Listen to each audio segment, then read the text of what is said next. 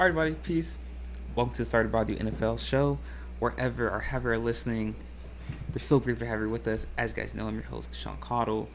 And listen, guys, in our NFL show today, we're going to be discussing the dominance that is taking place in the NFC North right now, as well as the AFC. We're going to be discussing who is the best team in the AFC, and I feel like this is going to be a little divisive for our fans, but it's okay. It's a necessary conversation. It needs to be had.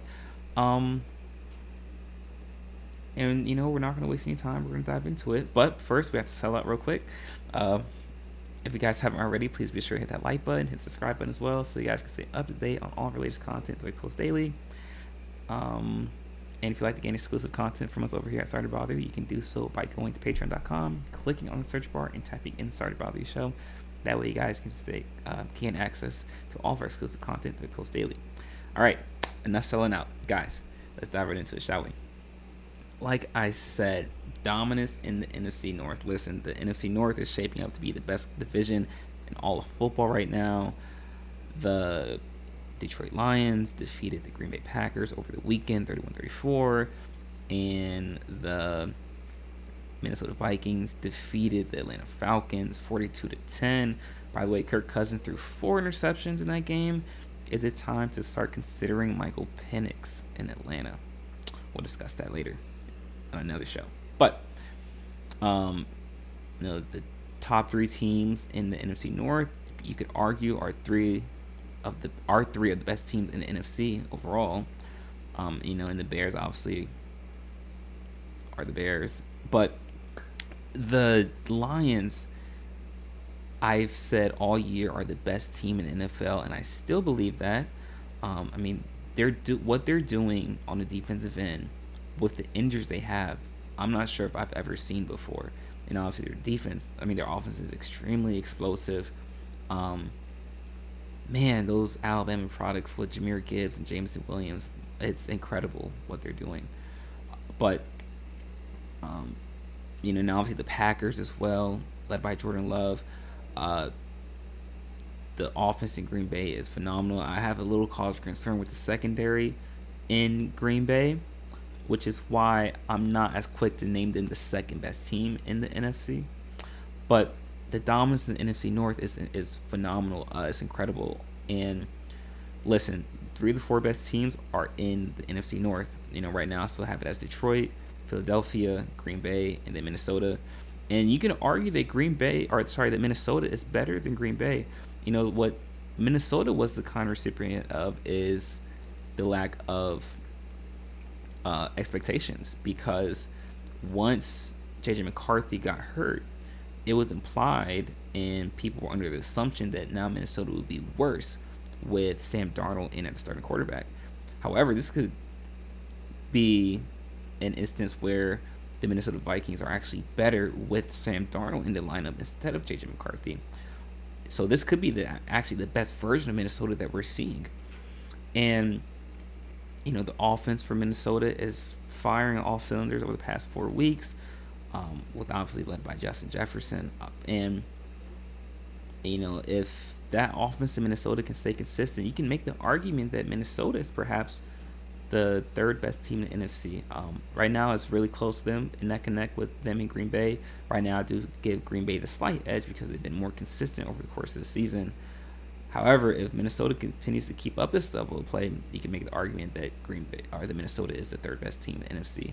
Still don't think they're better than Philadelphia, and I know Philadelphia struggled this past weekend against Carolina, but I think Carolina is becoming a good team. Obviously, they struggled tremendously to start the season, but Bryce Young has been playing much better. He's starting to look like the number 1 pick that Carolina expected him to be coming out of Alabama, and it just shows you what good quarterback play can do for a team, and what it can do for the morale, and what it can do for their confidence. And Carolina looks like a much better team, and we saw what they did against Philadelphia. But like I said, I still think Philadelphia is the 2nd best team in the NFC. They have a rushing attack that no one has seemed to be able to stop in the NFL yet. Saquon Barkley's on pace to break the all-time single-season rushing record, and that's the Philadelphia. I mean, that is a recipe for success for Philadelphia. This is very akin to Philadelphia team from 2022 that made the Super Bowl, and they're following the same formula. And if it's not broke, don't fix it. So like I said, I saw Philadelphia as the second best team in the NFC, followed by Green Bay and then Minnesota right now. But Detroit by far ahead is the best team in the NFC and the NFL at that. But let me know what you guys think. Leave your thoughts in the comment section. Just want to touch up real quick on this dominance in NFC North that we're seeing. Not sure if I've seen this much dominance from one division ever in all my years of watching football. But if one of you guys can remember a year like this where there's just so much dominance from one division, let me know. Leave your thoughts in the comment section. With that being said, guys, though, we're going to transition over to the other conference in our next segment, and we're discussing who is the best team in the AFC. So be sure to stick around for that, guys. You're not going to miss it. We'll be right back.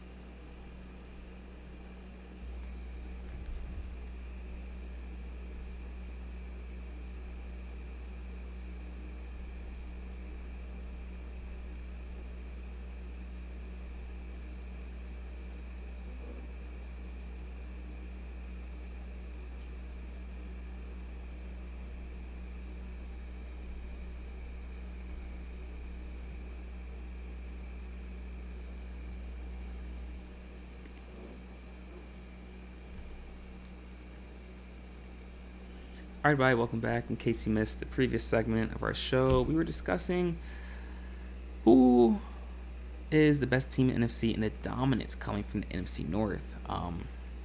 Obviously, the NFC North led by the Detroit Lions, and Green Bay Packers, and Minnesota Vikings, 3 of the 4 best teams in the NFC, shaping up to be a tight division race, actually. But in this segment, guys, we're going to be discussing the AFC and who exactly is the best team in the AFC. As you guys know, the Kansas City Chiefs won another nail biter on a late field goal, walk-off field goal at that, to defeat the Chargers at home. And I don't know if I've ever seen a team have this, I won't call it luck, but have this much success in late game situations over the course of the season. I mean, this is now 4 or 5 last minute plays or last plays of the game in which the Chiefs have won off of. Not sure if I've seen that before. And listen, a lot of people say that their offense isn't as explosive as it once was, and people say that their offense isn't capable of being efficient in the playoffs. But what do we always say? You need a great defense, you need a great quarterback to win in the NFL. And listen, the Chiefs have both of that right now. They have an amazing defense, a top 3 defense in the NFL, and obviously they still have the best quarterback in the NFL, and Patrick Mahomes. So they will always be in contention. And obviously they've only lost 1 game in the year. They've been consistent. Despite how they're winning, they're winning. And if you look at Buffalo, Buffalo looks like the most explosive team in the AFC. They've been slightly less consistent than the Chiefs, and they lost by 2 points to the Rams, high scoring game over the weekend. And sure, that can create some cause for concern in Buffalo, but I don't think it's much cause for concern. We got to remember the Rams are a good team.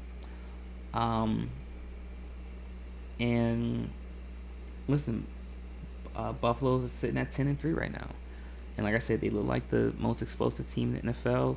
You can argue they have the NFL MVP on their team right now, and Josh Allen, and the way that he's been playing, and what an addition Amari Cooper has been for the Bills in that offense. I mean, wow. It just seems like whatever receiver shows up in Buffalo, Josh Allen makes them better. And like I said, Buffalo's sitting at 10-3. Yes, they lost to a very good Rams team, and people question the defense in Buffalo. I think Buffalo's extremely talented. I think they're an extremely talented team.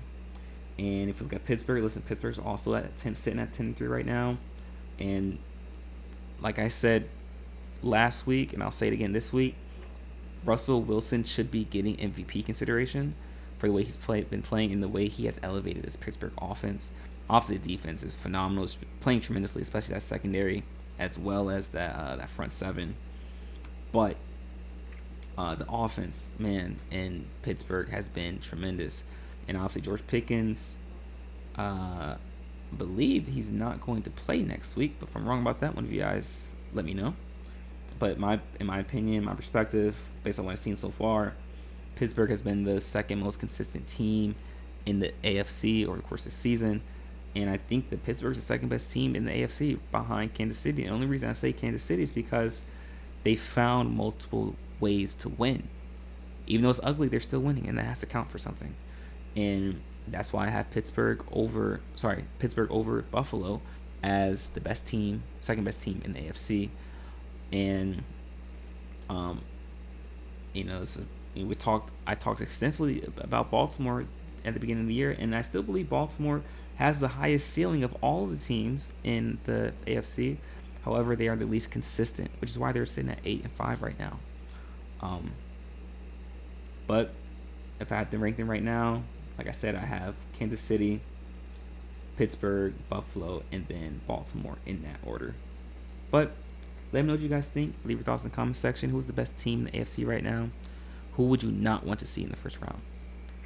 But with that being said, guys, that's it for our show for today. Thank you so much for tuning in. It's been a wonderful show. If you haven't already, please be sure to hit the like button, hit the subscribe button as well, so you guys can stay up to date on all related content that we post daily.